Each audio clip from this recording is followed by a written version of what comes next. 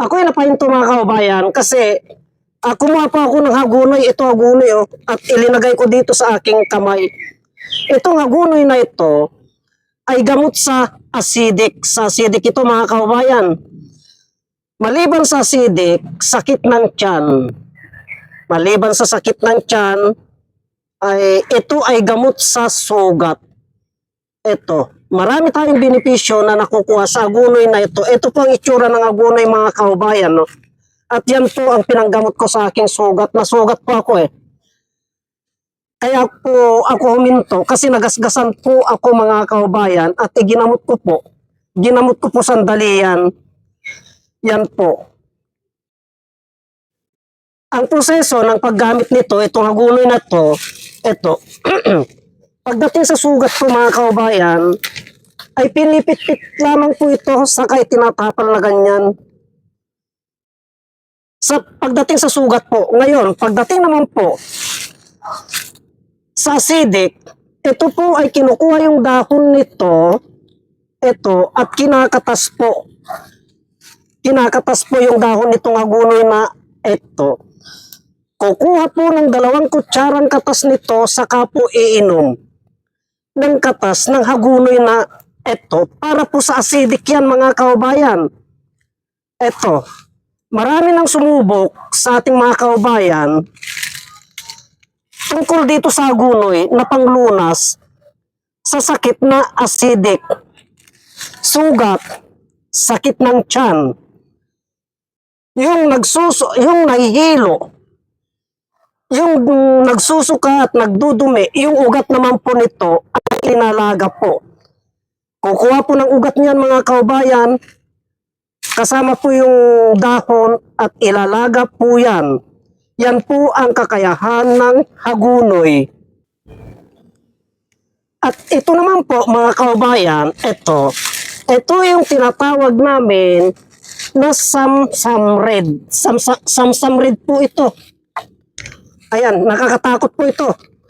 Ito yung ginagamit ng mga may black magic. Nakakatakot po ito mga kababayan dahil pag oras na dikit ka na ganyan to, delikado po. Kadalasan na ginagamit nito, itong samsamred na ito mga kababayan ay kadalasan ginagamit ng mga mangkukulam. Yung mga mangkukulam po, pag nagbibigay sila ng karamdaman sa kanilang taong kinainisan, ito po kadalasan ang kinukuha nila. Kaya kahit nanong gawin mo na panggagamot, pag hindi mo po alam gamutin to o sukalin, mahirapan ka po. Nakakatakot po ito mga kababayan. Tignan nyo po.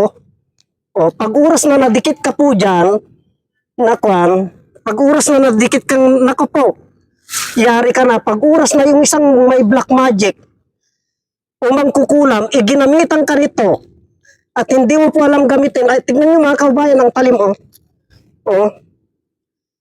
pag ginamitan ka nito ng may black magic o mangkukulam at hindi mo alam gamutin, yari ka na.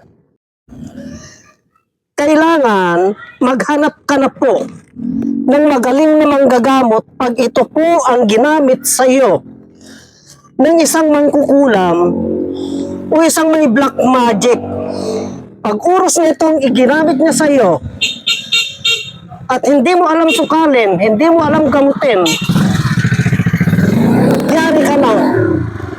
Kumuha ka na ng pinakamagaling na manggagamot. Ang epekto po nito, ang tama po nito, ito po yung mga namamagang katawan na nagbibitak-bitak.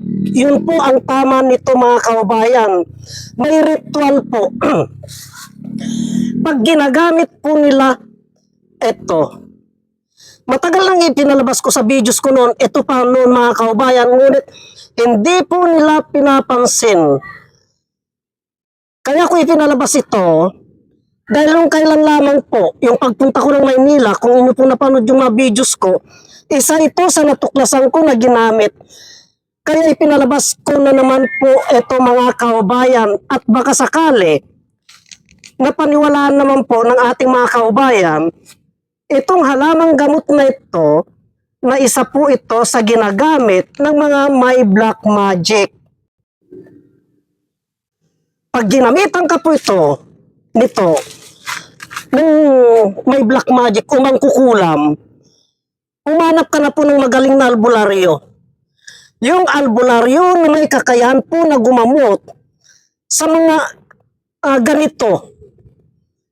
Ito ang ginamit nilang kasangkapan. Pero kung hindi pa nila alam gamutin po ito, mahirap pong gumaling. Yan po yung mga nagbibitak-bitak, nagsusugat-sugat at nagkakaliskis-kaliskis na ganun.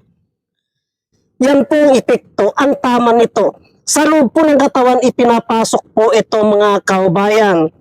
Sana may nagkaroon kayong konting kalaman tungkol sa halamang gamot nito na kung tawagin namin Samsam Red.